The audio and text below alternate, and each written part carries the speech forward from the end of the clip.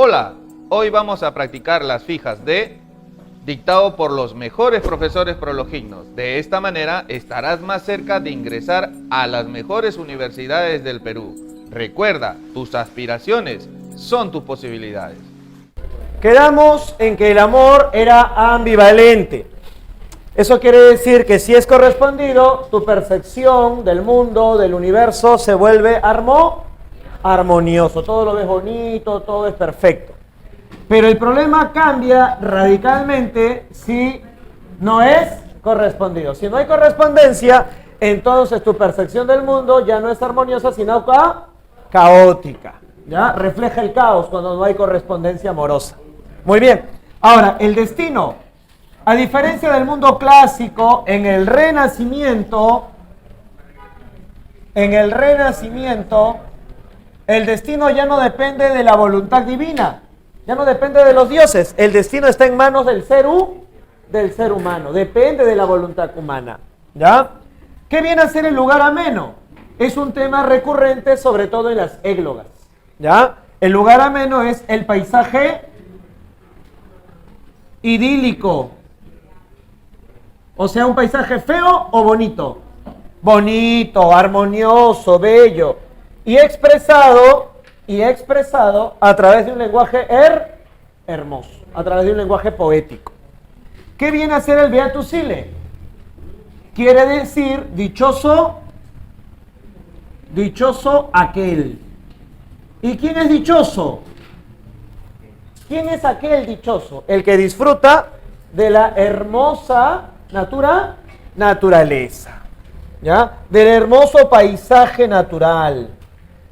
Este tópico denominado Beatus Ille lo va a desarrollar Fray Luis de León en su famoso poema Oda a la vida retirada, donde nos invita a apartarnos del bullicio de la ciudad y a entregarnos a la contemplación de la naturaleza. ¿Ya? Entonces, hay mucho parecido. La diferencia estriba en que uno es el disfrute que realiza un hombre del espacio natural y otra cosa es el lugar ameno, donde solamente se hace referencia a la naturaleza. ¿Ya? Profe, ¿y el carpe diem? Carpe diem quiere decir aprovecha el día. Aprovecha el día, aprovecha el momento. ¿Por qué? Porque la juventud que nos caracteriza o que los caracteriza en este momento se acaba prontamente. Tienes que aprovecharlo entonces, porque pronto pasarán esos días de juventud y llegará la época de la vejez. ¿Ya? Así que tienes que disfrutar de la existencia de la mejor manera posible. ¿Ya? Por eso Garcilaso de la Vega en uno de sus famosos sonetos decía: coged de vuestra alegre primavera el dulce fruto, antes que el tiempo irado cubra de nieve la hermosa cumbre. Es decir, antes de que nos volvamos viejos canosos, disfrutemos lo mejor de la juventud. ¿Ya? Muy bien. A ver, leyendo los versos de la pregunta 19, ¿qué tópico está vinculado? Dice: movióla el sitio umbroso, el manso viento, el suave olor de aquel florido suelo, las aves en el fresco apartamiento, vio descansar del trabajo su vuelo. Secaba entonces el terreno aliento, el sol, subido a la mitad del cielo. En el silencio solo se escuchaba un susurro de abejas que sonaba. En este fragmento poético, ¿qué se nos está mostrando? Una hermosa naturaleza. Por lo tanto, ¿cuál sería la respuesta? Lugar ameno. La alternativa, C de casita. ¿Ya? Muy bien. Pasamos a la pregunta número 20. ¿Ya? Novela El Lazarillo de Tormes. ¿Quién es el autor de esa novela? No se sabe. Sí hay autor, pero no se sabe el nombre del autor. Claro. Anónimo no quiere decir no hay autor. Anónimo quiere decir no se sabe el nombre del autor. ¿Ya? Muy bien. Autor anónimo. ¿Y por qué el autor es anónimo? ¿Por qué? Porque en la novela existen críticas ¿contra quién? Claro, contra la Iglesia Católica. Y para evitarse problemas, decidió mantener su nombre de manera clandestina, ¿no? Bajo discreción, oculta, para evitarse cualquier contratiempo, ¿no? Eso es lo que se especula respecto a la razón del anonimato, ¿ya? Autor anónimo. Muy bien. Ahora, Lázaro es el protagonista de esta novela. En esta novela, Lázaro, ¿cuántos amos va a tener? La novela tiene un prólogo y siete tratados. En el prólogo nos da a entender que va a contar su historia. Y esa historia la va a narrar a través de 7 tratados, es decir, 7 capítulos. ¿Ya? A ver, en el primer tratado, ¿quién es su amo? El ciego, correcto, el ciego. En el segundo tratado, el clérigo. En el tercer tratado, el escudero. En el cuarto tratado, el fraile mercedario. En el quinto tratado, el bulero, llamado también buldero por si acaso. En el sexto tratado tiene 2 amos, ¿ya? En el sexto tratado tiene 2 amos. Un maestro pintor, pero el más importante es el capellán, que le da su primer trabajo con sueldo. Y en el último tratado, el séptimo, también tiene 2 amos. Un alguacil con el que debe perseguir a los malhechores, pero los malhechores los terminan persiguiendo. Por eso Lázaro renuncia a ese servicio de la justicia y entra al servicio de un arcipreste. Este último amo, ¿qué le ofrece a Lázaro? Una casita, un trabajo bien remunerado y encima una empleada suya para que contraiga nupcias, para que se pueda casar. O sea, Lázaro va a tener lo que nunca tuvo, una casa donde vivir, una esposa, una familia con la que vivir y un trabajo de qué vivir. O sea, Lázaro al final ya no es un marginal, ya deja de ser un pícaro. Pero ¿eso qué le va a costar a Lázaro? Los cuernos, ¿sí o no? ¿Ya? Los cuernos. Porque Lázaro va a escuchar diversos rumores que daban a entender que su esposa lo engañaba con el arcipreste. Pero Lázaro finalmente se da cuenta de que debe aceptar esas condiciones para poder seguir conservando, para poder seguir manteniendo lo que había logrado adquirir al servicio del arcipreste. Por eso el tema principal de esta novela es la honra y la pobreza. La honra y la pobreza. Lázaro, ¿qué pierde? Deja de ser pobre, ¿no? Deja de ser pobre. Pero para ello, ¿qué tiene que sacrificar? Su honra, ¿no? La honra y la pobreza. Ahora, Lázaro al final defiende o insulta a su esposa. La defiende. ¿Pero la defiende convencido de que ella es inocente? No, la defiende cínicamente, sabiendo que es culpable, probable de las acusaciones, pero no le conviene seguir la corriente de aquellas acusaciones porque eso lo llevaría a alejarse de esa mujer. Y al separarse de esa mujer, pues perdería el trabajo, perdería el dinero, perdería también la casita que ha obtenido gracias a las facilidades que le ha brindado el arcipreste. ¿Ya?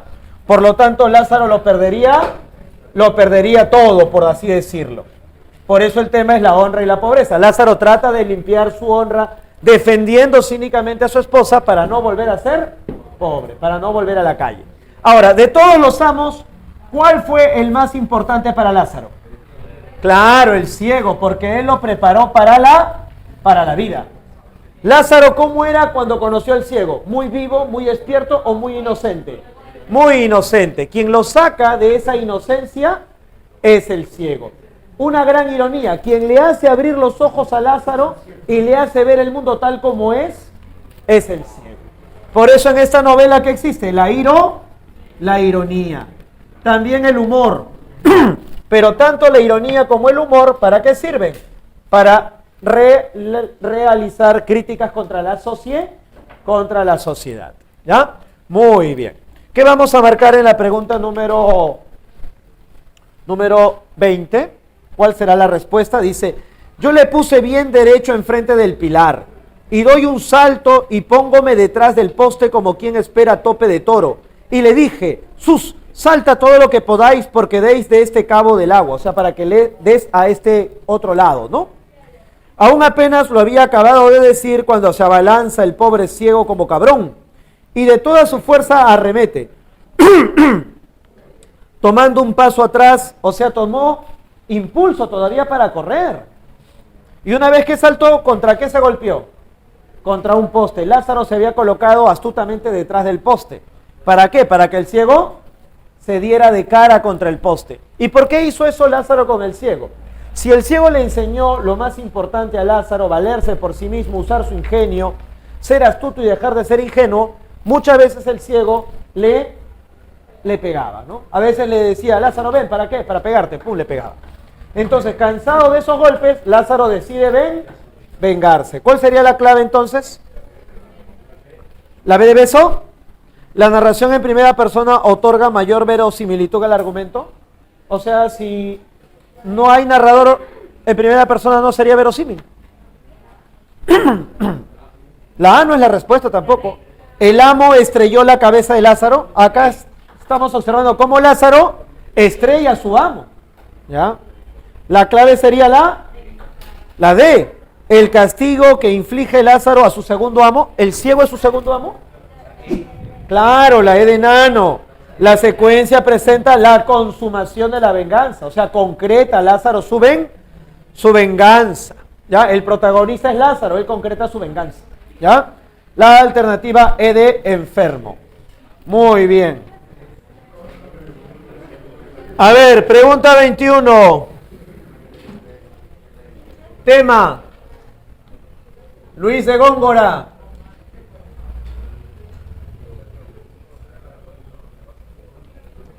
Luis de Góngora y Argote. Argote, no Largote, ¿ah?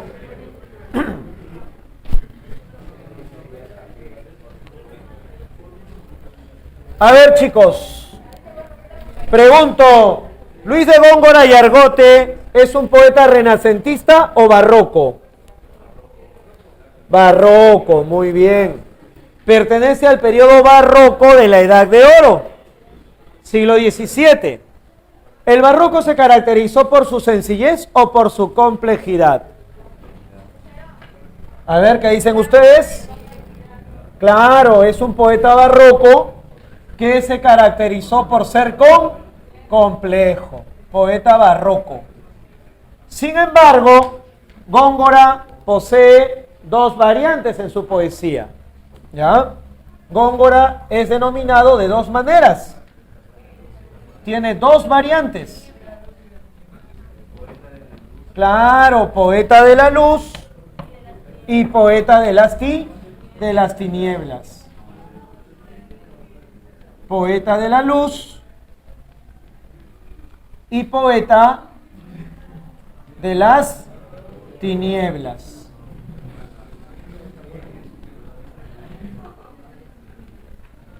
Como poeta de la luz, Luis de Góngora y Argote tiene poemas complicados o sencillos. Claro, tiene una poesía simple, sencilla. Poesía popular, correcto. Y como poeta de las tinieblas, ¿cómo es su poesía? Claro, ya no sería popular, simple o sencilla. Sería una poesía erudita. Poesía culterana, ¿no? Culterana, que demanda de sus lectores una gran cultura, un gran bagaje cultural. Góngora se defendía cuando lo acusaban de ser oscuro, hermético, difícil de ser entendido, de hacer compleja la creación poética. Y él se defendía. Bueno, la miel no está hecha para el hocico del burro. En otras palabras, mi poesía no está hecha para ignorantes. Que los ignorantes no me entiendan es un buen indicio de que soy un poeta que no va para las masas, ¿no? Sino va para un público elitista. Un público, digamos, que tiene una gran formación cultural. El público que no tiene una gran formación cultural no entenderá la poesía de las tinieblas de Luis de Góngora y Argote, ¿ya? Uno de los poemas más sobresalientes de su variante de las tinieblas lleva por título Soledades, ¿ya? En cambio, como poeta de la luz vamos a tener romances y letrillas. Precisamente los versos que tenemos en la pregunta 21 son versos relativamente sencillos. Llorando la ausencia del galán traidor, la halla la luna y la deja el sol. O sea, ¿cuándo está llorando esta muchacha? ¿De día o de noche? De noche, porque ya se fue el sol y aparece la luna. Añadiendo siempre pasión a pasión, o sea, llora con mucho sentimiento. Memoria, memoria, llora por los recuerdos. Y con mucho dolor, ¿no? Dolor a dolor. Llorad corazón que tenéis razón. ¿Ya? Muy bien. Entonces, como es un poema relativamente sencillo, ¿a cuál de las dos variantes pertenece? Claro, la respuesta sería la alternativa A. Correcto. Marcamos entonces la alternativa A de Alianza Da Pena. ¿Ya? Muy bien. Ya, pregunto, ¿quién es el autor del Quijote de la Mancha? Don Miguel de Cervantes Saavedra, correcto. Cervantes Saavedra. Autor Cervantes. ¿Padre de qué es Cervantes? Claro, es padre de la lengua española. Ya, ¿y Cervantes es un autor que se relaciona más con el Renacimiento o con el Barroco? Con el Barroco, también es del siglo XVII. ¿Ya? Muy bien. Es más, el Quijote de la Mancha, ¿cuántas partes tiene? 2 partes, muy bien. Primera parte, 1605. Y la segunda parte, perfecto, 1615. ¿Cuántas veces sale a lo largo de esas 2 partes? 3 veces. La primera parte nos narra las 2 salidas del Quijote. Y la segunda parte, la tercera, que viene a ser la última salida del Quijote. 2 salidas en la primera y una salida más en la segunda parte. De las 3 salidas, ¿cuántas veces lo acompaña Sancho Panza? ¿La primera y la última? ¿La primera y la segunda? ¿O la segunda y la tercera? La segunda y la tercera. La primera vez que el Quijote sale, lo hace solo. ¿Ya? Muy bien. Ahora, ¿cuál es el tema principal de la novela El Quijote de la Mancha? ¿Cuál es su tema principal? El conflicto entre idealismo versus materialismo. Correcto. ¿Quién representa el idealismo en el Quijote de la Mancha? El idealismo está representado por el Quijote, que es un gran soñador. El nombre verdadero del Quijote dentro de la novela es Alonso Quijano. Pero ¿por qué se hizo llamar el Quijote de la Mancha? ¿Qué lo cambió drásticamente? Se drogaba, veía televisión, escuchaba programas de radio. ¿Qué lo transformó? Claro, la lectura de novelas caballerescas. Muy bien. El idealismo está representado por la figura de Alonso Quijano, que tras haber leído muchas novelas de caballería, se creyó un caballero andante y se hizo llamar el Quijote. Pero su nombre real dentro del texto es Alonso Quijano. ¿Ya? Alonso Quijano. Convertido ya en el Quijote y dispuesto a salir por segunda vez, ¿a quién convence de acompañarlo? Claro, a Sancho Panza. La figura de Sancho Panza se va a vincular mucho más con el materialismo, con el pragmatismo, con el realismo. Es decir, alguien que decide hacer ciertas cosas, vivir ciertas aventuras, pero a condición de ser remunerado, recompensado materialmente. Sancho Panza.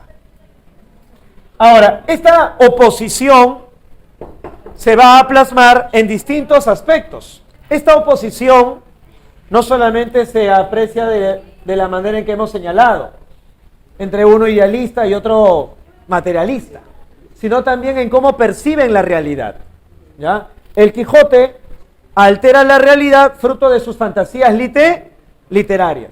Por ejemplo, la primera vez que él sale, en lugar de ver una posada, él termina viendo un castillo, y al posadero lo termina confundiendo con un rey.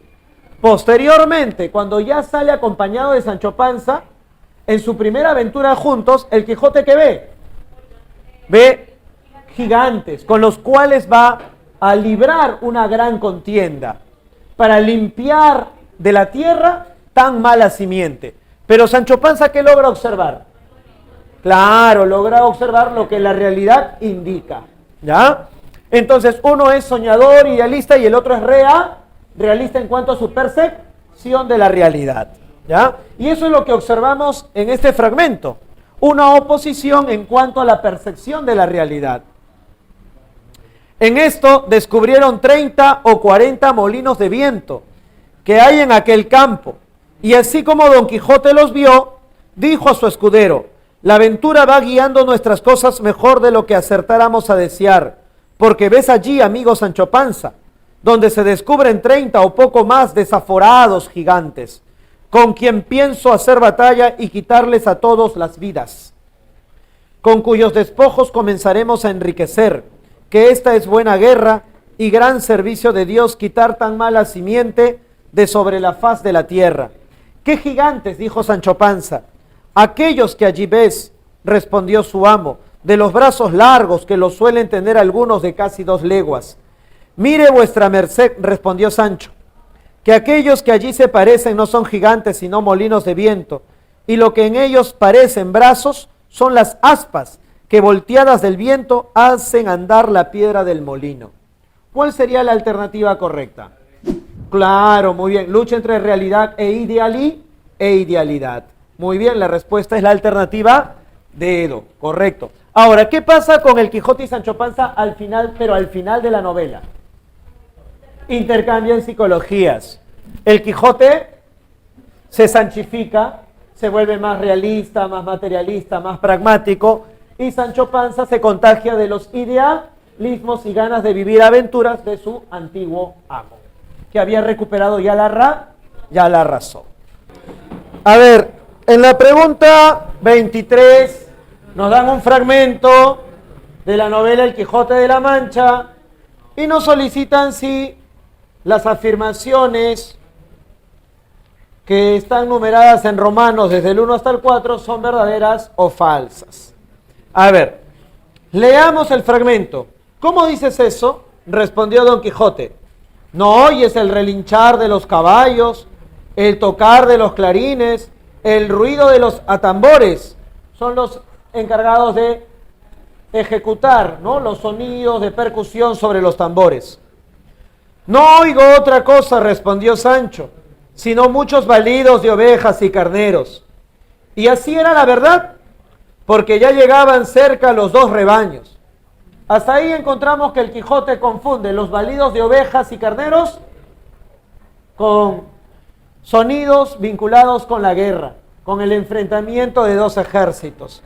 Mientras que Sancho Panza quiere sacarlo de esa confusión o error en la que el Quijote se encuentra. El miedo que tienes, explica Don Quijote, te hace, Sancho, que ni veas ni oyas a derechas, porque uno de los efectos del miedo es turbar los sentidos. Le dio voces Sancho diciéndole: vuélvase vuestra merced, señor Don Quijote, que voto a Dios que son carneros y ovejas las que va a embestir. Vuélvase, desdichado del padre que me engendró. ¿Qué locura es esta? Mire que no hay gigante ni caballero alguno, ni gatos, ni armas, ni escudos partidos, ni enteros.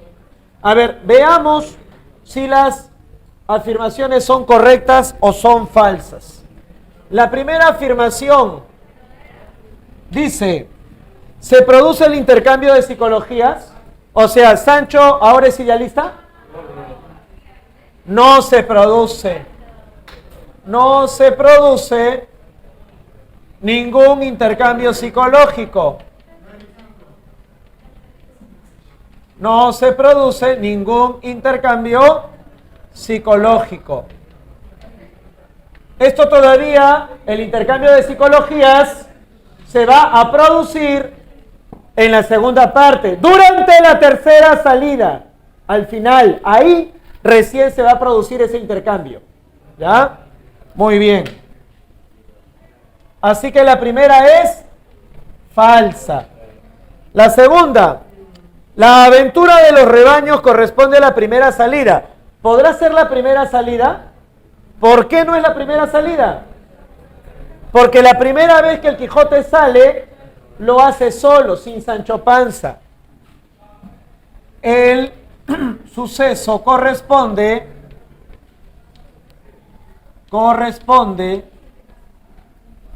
a la segunda salida, no a la primera. Corresponde a la segunda salida, por lo tanto sería ¿verdadero o falso? Falso. La tercera afirmación, se aprecia la oposición entre las dimensiones del ser y el parecer. Para el Quijote, ¿qué parece? ¿Dos rebaños? ¿Qué le parecen al Quijote los sonidos que oye? Claro, muy bien, le parece una guerra, pero no es una guerra. ¿Ya? Se observa el contraste u oposición entre ser y parecer. Por lo tanto, esta tercera afirmación sería falsa o verdadera. Verdadera, muy bien. Y la cuarta afirmación dice, Sancho comparte la búsqueda de justicia. ¿Sancho quiere luchar? Sancho lo que está expresando es que el señor, su amo, el Quijote, está cometiendo un error, está cometiendo una equivocación, una confusión. Por lo tanto, aquí no estamos observando que Sancho lucha por la justicia. Sancho no está luchando por la justicia.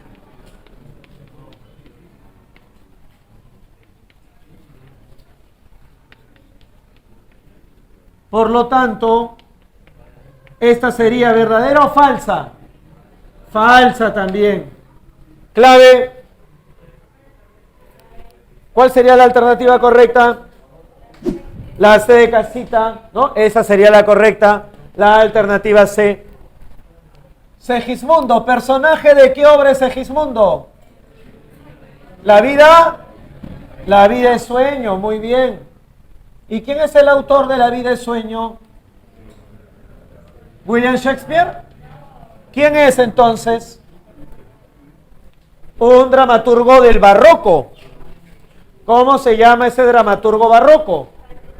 Pedro Calderón de la Barca, correcto. Autor, Calderón de la Barca. Pedro Calderón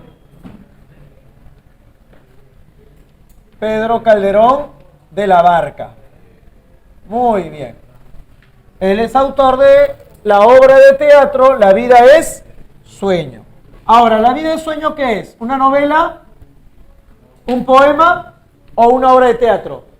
Una obra de teatro. ¿Tragedia, comedia o drama? Claro, es un drama. Por lo tanto, si es un drama, hay elementos trágicos y elementos cómicos. Pero con un final triste o feliz. Todos los dramas tienen finales felices. Ahora, este drama posee un carácter filosófico que nos invita a pensar, a reflexionar sobre la existencia. El tema principal de esta obra es la existencia. La existencia humana entre la realidad y el sueño. La existencia humana entre la realidad y el sueño. Una de las constantes en la producción barroca, en el arte barroco, es que los límites entre lo real y lo ficticio, entre lo real y el sueño son imprecisos. Esos límites están desdibujados. Y eso también se aprecia en el Quijote de la Mancha, debido a las confusiones constantes que realiza entre realidad e imaginación el protagonista. Ahora, en esta obra de teatro, en este drama, ¿cómo se llama el protagonista? Segismundo. ¿Príncipe de Dinamarca, de España o de Polonia? Claro, príncipe de Polonia. Ahora, Segismundo, ¿por qué estaba encerrado en una prisión desde su nacimiento? Debido a una profecía. ¿Qué señalaba la profecía? Que iba a ser un mal gobernante, que iba a humillar a su padre y que iba a hundir a Polonia en el caos, en el delito, en la inmoralidad, en la indecencia, en la impudicia. Por eso el padre de Segismundo, el rey Basilio, lo encerró en una prisión. Por eso Segismundo constantemente se quejaba de su mala suerte. Se quejaba de poseer diversas virtudes diferentes a una fiera, a un ave, a una roca, pero que todos esos otros seres poseían libertad. En cambio, él no. Él podía ser más inteligente que una fiera, pero la fiera era libre. Él podía ser más fuerte que un ave, pero el ave era libre. Constantemente se quejaba de su falta de libertad. La obra prácticamente nos da a entender que el don más importante que posee un ser humano es la libertad. ¿Ya? Ahora, Segismundo, príncipe de Polonia, va a recibir de su padre una oportunidad. La oportunidad de portarse mal o bien. Lo narcotizan, lo duermen con un brebaje y despierta por primera vez en el palacio, con ropas elegantes y rodeado de sirvientes. Pero ¿cómo se comportó Segismundo? Se comportó muy mal, ¿no? Incluso lanzó un sirviente por la ventana provocándole la muerte. Por eso su padre ordena, el rey Basilio, el rey de Polonia, ordena nuevamente que sea encerrado. Y cuando vuelve a despertar ya no está en el palacio, sino en la prisión. Y le confiesa a su carcelero Clotaldo que lo que había vivido en un sueño le había parecido muy real. Por eso Clotaldo, su carcelero, le recomienda que en esta vida todo es ilusión, todo es sueño, todo es confusión, que lo único verdadero es el bien. Y Segismundo comprende que no importa si sueña o vive, que siempre debe hacer el bien, y aprende la lección. Y al final de la obra termina reconciliándose con su padre, que lo nombrará pues el único heredero legítimo a la corona de Polonia. Entonces, la obra nos hace comprender que si nos portamos mal, vendrán castigos. Segismundo se portó mal, ¿a dónde volvió? ¿A dónde regresó? A la prisión. Pero si nos portamos bien, vendrán recompensas. Es decir, consecuencias agradables. Segismundo al final se reconcilia con su padre. Lo vence en un campo de batalla, puede matarlo, pero se muestra misericordioso con su padre. Y encima, mostrando humildad, se pone de rodillas ante su padre. Y su padre al final lo recompensa nombrándolo el futuro heredero a la corona de Polonia. Entonces, ¿se portó bien? Cosas buenas van a ocurrir como consecuencia. ¿Ya? Esta obra en el fondo defiende el pensamiento católico. ¿Ya? Muy bien. ¿Cuál es el fragmento que tenemos en esa pregunta? Dice aquí, a reinar, fortuna, vamos, no me despiertes si duermo. Y si es verdad, o sea, si es verdad, pone en condiciones, condiciona, ¿no? Si es verdad, no me duermas, pero sea verdad o sueño, obrar bien es lo que importa. Si fuere verdad, por serlo, si no por ganar amigos para cuando despertemos. ¿Sobre qué está reflexionando el personaje? Sobre la realidad y el sueño, que es algo que puede terminar confundiéndose. O sea, él no está totalmente seguro que si lo que vive es una realidad o es un sueño. Pero no importa si es realidad o sueño, ¿cómo debemos comportarnos siempre? Dice Segismundo. ¿Mal o bien? Bien. Por lo tanto, ¿cuál será la respuesta? ¿Cuál será la clave? La A dice, gracias a la fortuna, el hijo de Basilio sabe que el reinar es pura ficción. Aquí él no está totalmente convencido si la existencia que llevamos a cabo es real o es ficticia. Al contrario, está dudando tanto de lo uno como de lo otro. La B dice, Segismundo se da cuenta de que vive un sueño, por ello desea reinar. Lo que él está señalando es que uno siempre debe portarse bien, al margen si lo que está viviendo es un sueño o una realidad. Entonces, ni la A ni la B, solamente tienen tres alternativas. ¿Cuál sería la clave? Exacto, la respuesta es la alternativa D. El príncipe Segismundo, quien duda de la realidad, pretende comportarse adecuadamente, pretende portarse de la mejor manera. Muy bien, la respuesta en la 24 sería la alternativa dedo. Bien, pregunta número 25. ¿Cuál es el tema? Rimas de Gustavo Adolfo Bécquer. Las rimas de Gustavo Adolfo Bécquer.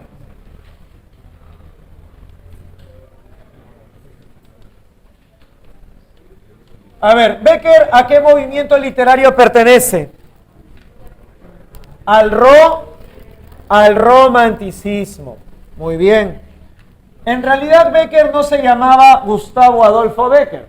Su nombre verdadero fue Gustavo Adolfo Domínguez Bastida. Gustavo Adolfo Domínguez Bastida. Ese fue el nombre verdadero de Bécquer, un escritor romántico. Cultivó, aparte de la poesía, también la narración. Poesía y narración. Como poeta, ¿qué nos dejó? Las rimas. Y como narrador, ¿cuál fue su legado? Las leyendas. Ambas composiciones se publicaron cuando el autor ya había muerto, ya había fallecido. Por eso son publicaciones póstumas. ¿Ya? Publicaciones póstumas. Ya había fallecido el autor cuando estas obras se publican. Vamos a poner acá, publicación póstuma. Publicadas de forma póstuma.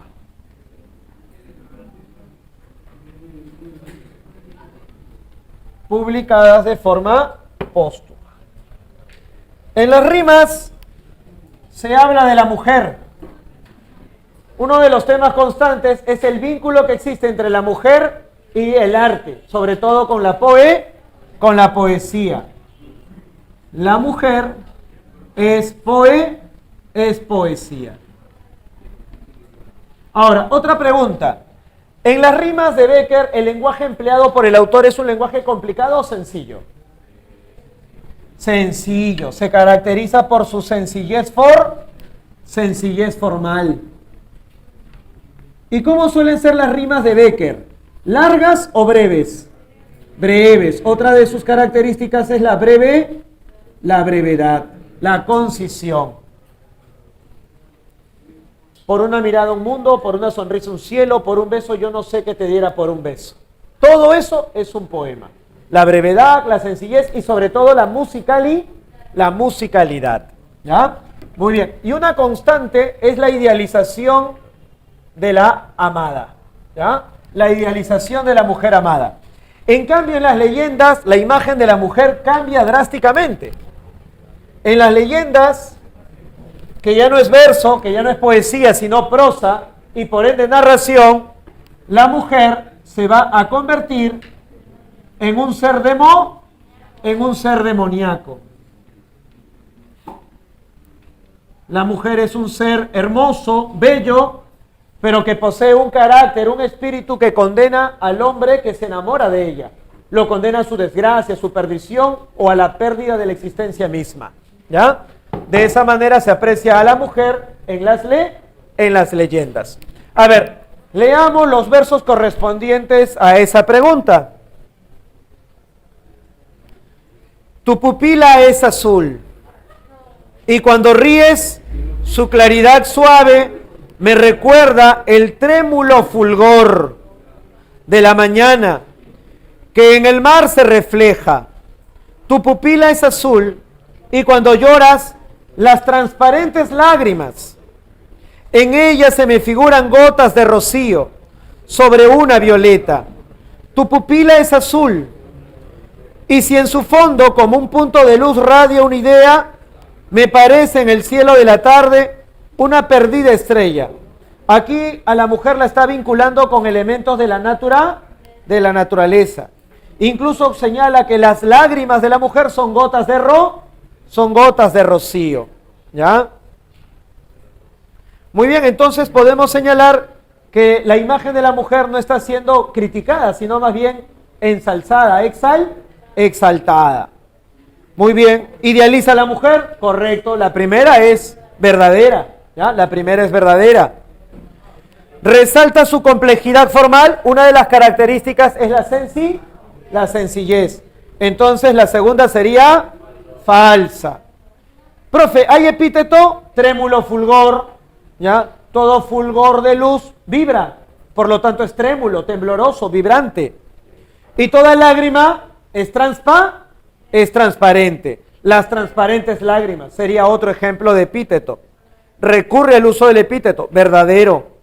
Y la última dice, destaca por su larga extensión. Otra característica de las rimas es su brevedad. Versos breves y su extensión también es bastante concisa.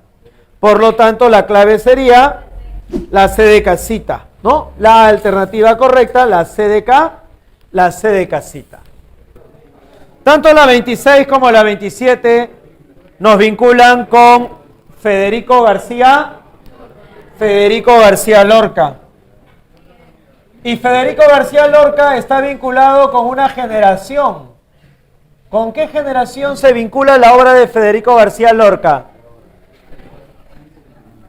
¿La generación del 98 o del 27? A ver, claro, generación del 27. Profe, no recuerdo, ¿por qué generación del 27? Ah, porque en el año 1927 se cumplieron 300 años del nacimiento o de la muerte. Claro, muy bien. Desde 1627 hasta 1927 se cumplieron 300 años de la muerte de Luis de Góngora y Argote. Muy bien. 300 años de la muerte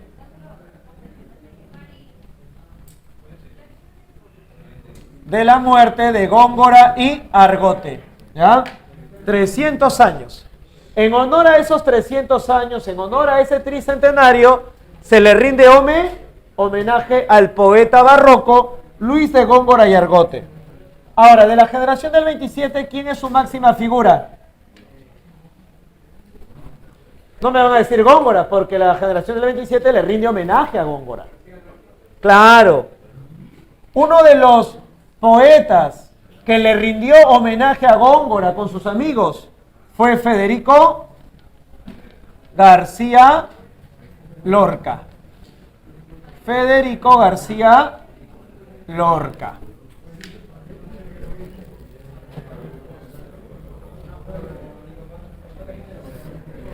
A ver, aparte de poeta, igual que Gustavo Adolfo Bécquer cultivó la poesía, pero no solamente fue poeta, también fue dramaturgo. Como poeta, García Lorca nos ha dejado emblemáticos libros. Uno de los más celebrados y connotados, Poeta en Nueva York. Como ustedes recordarán, García Lorca era homosexual y tras un romance fallido con un escultor llamado Emilio Aladrén, García Lorca viaja a Estados Unidos para olvidar las penas. Viaja a Nueva York Los poemas que forman parte de este libro reflejan su estancia en dicho país, sobre todo en la ciudad de Nueva York, el centro neurálgico de la economía de Estados Unidos. Profe, ¿en qué año llegó García Lorca a los Estados Unidos? En 1929. Un año bastante trágico para los intereses capitalistas. Se produce la quiebra de la bolsa de valores, el famoso crack del 29. Y García Lorca va a ser testigo de cómo muchos estadounidenses que no podían mantener su estilo de vida, de gastar, de comprar, de llenarse de lujos, terminaban suicidándose, se lanzaban al ver que su estilo de vida ya no se podía mantener, que su dinero, que tanto valor le habían dado, ya no tenía el valor que le habían adjudicado por la quiebra de la bolsa de valores. Entonces va a observar con horror a una sociedad que ha quedado enajenada, contaminada por el consumismo y el capitalismo. Por eso en este libro su mirada de la vida urbana y de la vida, digamos, influenciada por el capitalismo, no es de aceptación, sino más bien de rechazo. ¿Ya? Vamos a poner acá, condena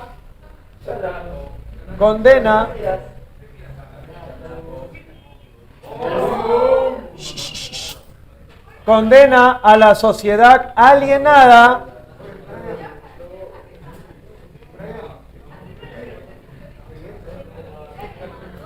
por el consumismo y el capitalismo. Muy bien. En cambio, como dramaturgo, nos entrega varias tragedias. Entre las más celebradas destaca Bodas de sangre, muy bien por ahí. Bodas de sangre.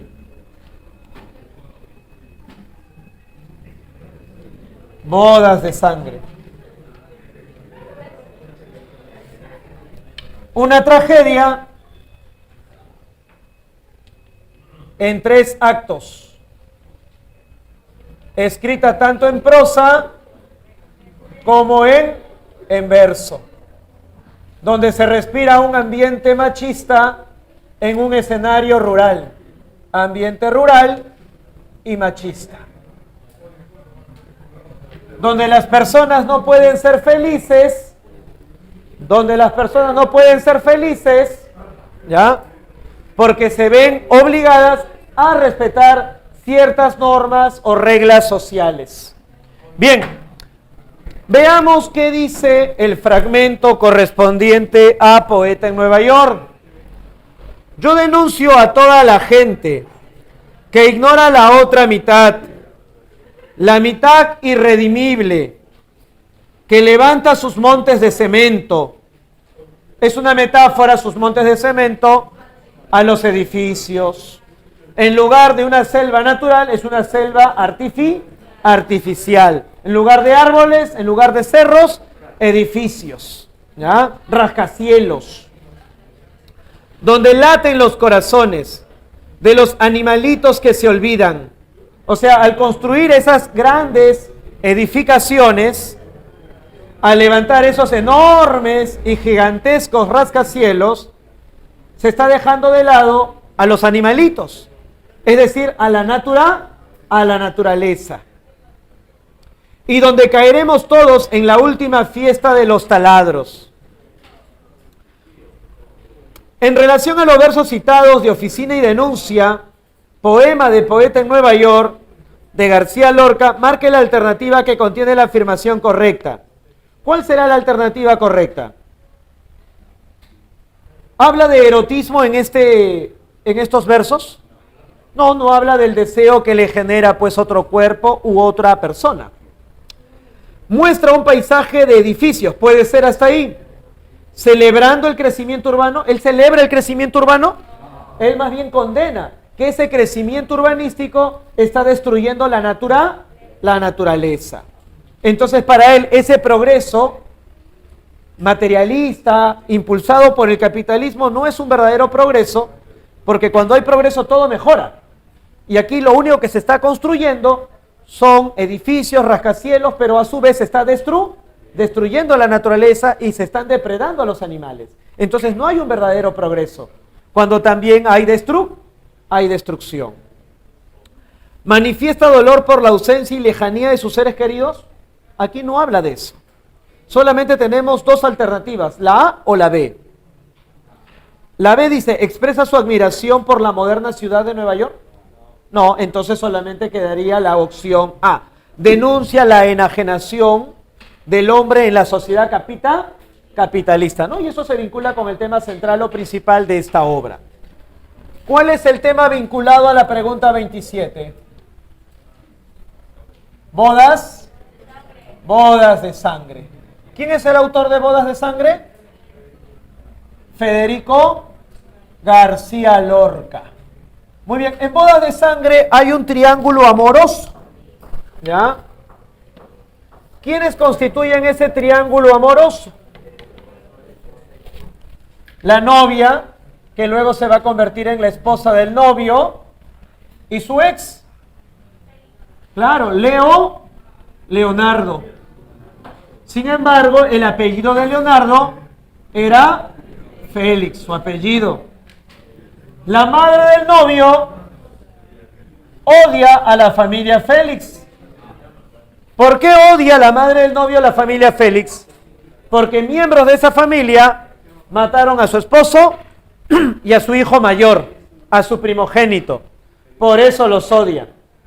Al inicio de la obra hay un diálogo entre la madre y el novio. La madre está horrorizada porque ha visto que su hijo tiene un cuchillo. Obviamente no es un cuchillero, no es un asesino. El cuchillo, el novio explica, lo utiliza para sus trabajos en el campo, en la hacienda. Y la madre está horrorizada, pues con un cuchillo, miembros de la familia Félix acabaron con la vida de su esposo y de su hijo mayor. Por eso tiene un presentimiento que la desgracia vuelva a manifestarse también por medio de un cuchillo. Por eso dentro de la obra el cuchillo es símbolo de una tragedia violenta, de una violencia trágica. ¿Ya? Ahora, el novio pide la mano de la novia, el novio está contento, el papá de la novia también, pero ¿quiénes no están totalmente felices?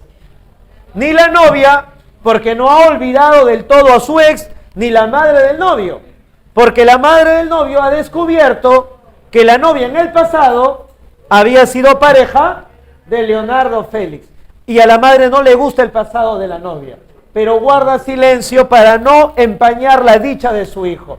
Finalmente se celebra la boda, luego viene la fiesta, y durante la fiesta la novia huye con Leonardo.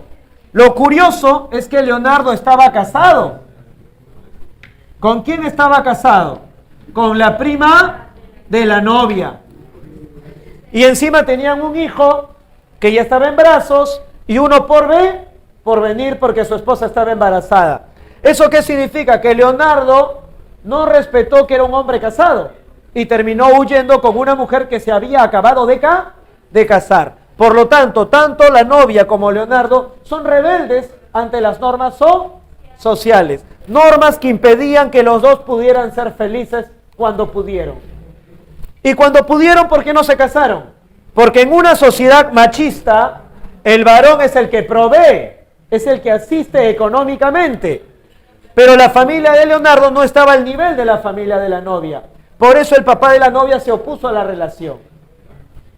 Por eso la novia, sabiendo que Leonardo estaba casado y ya no era un hombre libre para ella, aceptó casarse con él, con el novio, sometiéndose así a las reglas de la sociedad. Profe, pero se sometió a las reglas, no era feliz. Luego escapa, se rebela frente a las normas, pero tampoco llega a ser feliz porque el novio, instigado por su madre, los persigue y los termina encontrando, ¿o no los encuentra? Sí los encuentra. ¿Quién ayuda al novio a encontrar a los fugitivos? La muerte. Una viejecita que representaba a la muerte. Una viejecita mendiga que representa la muerte. Y la muerte había estado hablando con la luna. Eso quiere decir que hay elementos que escapan de lo racional. La muerte hablando con la luna. Hay elementos surrealistas en esta obra. O sea, hay elementos de vanguardia. Ya posee elementos vanguardistas. Aconsejado y guiado por la muerte, el novio termina encontrando a los fugitivos. Y cuando los encuentra, ¿qué hacen el novio y Leonardo?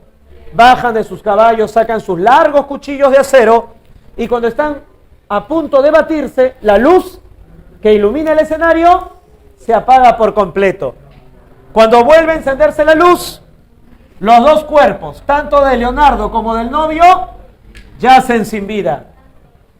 Al igual que en las tragedias griegas, los hechos violentos no se muestran al público. ¿Ya? Al final la novia y la madre del novio tienen un diálogo que refleja el enfrentamiento de sus dos posiciones. La novia quería explicarle a la madre que ella no planificó la fuga, la huida con Leonardo, sino que fue fruto de un arrebato de la pasión. La novia trata de explicar que su razón le indicaba estar siempre al lado de su flamante esposo, pero la pasión le nubló el entendimiento, y es por eso que terminó huyendo con Leonardo. No porque lo había planificado, sino porque fue un arrebato impulsado por la pasión. Pero la madre no quiere escuchar las razones de la novia y simplemente se tiende a llorar. Igual que la novia, que también terminará llorando. Y las vecinas también acompañarán con su llanto el dolor de estas dos mujeres sufridas. ¿Ya? Y ese llanto colectivo de las vecinas nos trae a la memoria el coro de las tragedias griegas. Por lo tanto, podemos decir que esta tragedia titulada Bodas de Sangre tiene elementos vanguardistas, pero que también tiene situaciones que la asocian o la vinculan con la tragedia clásica. ¿Ya? Muy bien. Incluso las vecinas tratan de contenerla para que no se le vaya encima. Hasta la trata de agarrar de los cabellos. ¿Ya? Muy bien. Ya. A ver, pregunta 27. Leonardo dice, ¿y qué manos me calzaron las espuelas? Dando a entender, tú me ayudaste a escapar. Estas manos que son tuyas, pero que al verte quisieran quebrar las ramas azules. Esas ramas azules que vienen a ser las venas, pues, por donde se traslada nuestra sangre. ¿Ya? Te quiero, aparta, que si matarte pudiera te pondría una mortaja. La mortaja es la ropa para vestir a los muertos. Con los filos de violetas. ¡Ay, qué lamento! ¡Qué fuego me sube por la cabeza! El fuego que se le sube a la cabeza, ¿a qué alude? A la pasión. Es decir, que la pasión le ha nublado la razón, le ha nublado el entendimiento. Y es por eso que ha hecho lo que no debía hacer. Huir, fugar, abandonar a su esposo. ¿Cuál sería la clave? ¿Cuál sería la clave para la 27? A ver, la E dice, la novia planifica su fuga con Leonardo antes de celebrar la boda. Falso. Ella no planificó nada. Fue simplemente un arrebato del momento. Y además, cuando ellos huyen, no lo hacen antes de la boda, sino después de la ceremonia de la boda. En la persecución, la novia pronostica su muerte. No está hablando de eso. Le está reclamando más bien a Leonardo, ¿no? Que si quisiera lo mataría, pero hay algo que lo hace amarlo a pesar de todo. Claro, la A es la respuesta correcta. Leonardo representa para la novia un amor pasional que la arrastra, ¿no? Que la domina, por lo tanto. Eso quiere decir que la arrastra, que la domina por completo. A ver, pregunta 28. ¿Cuál es el tema? La vida es sueño. Profe, otra vez la vida es sueño se nos filtra. Otra vez. A ver, ¿cuáles son los temas que vamos a encontrar en la vida es sueño?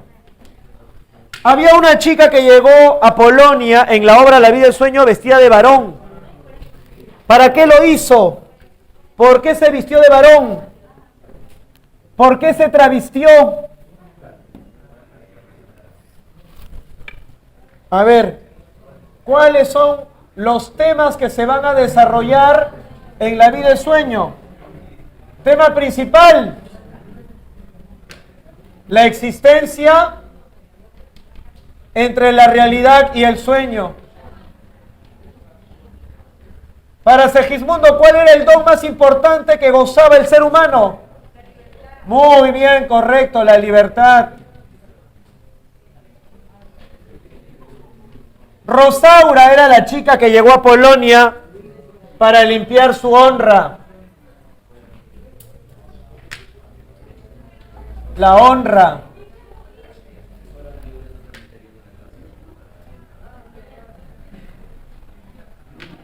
La lealtad, representada por el personaje de Clotaldo.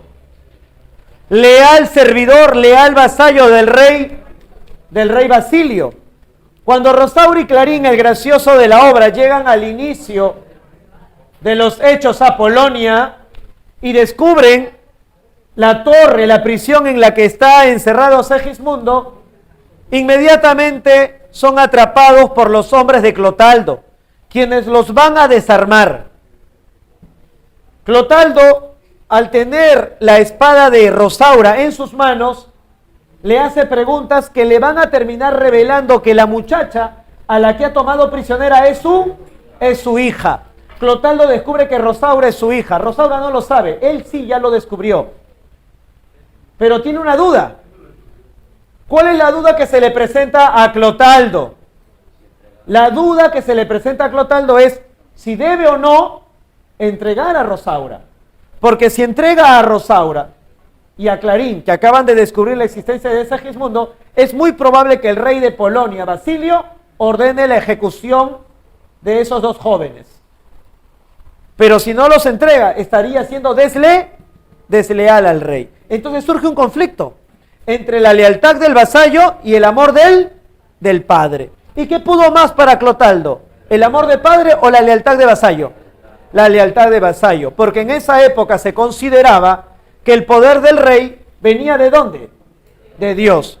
Por ende, si yo soy desleal al rey, no solo estoy siendo desleal al rey, estoy siendo desleal a Dios. Y es por eso que dejó en manos del rey la decisión si su hija sería o no perdonada o castigada.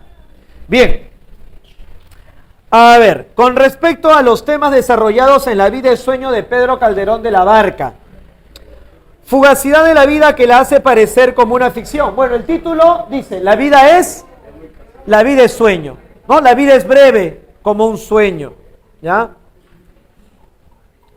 Pero la culpa, ¿no?, con la que nace Segismundo, ¿ya? Porque Segismundo tiene un famoso monólogo donde dice, ¡ay, infeliz! Apurar cielos pretendo, ya que me tratáis así. ¿Qué delito cometí contra vosotros naciendo? Aunque sí nací, ya entiendo que delito mayor del hombre es haber nacido.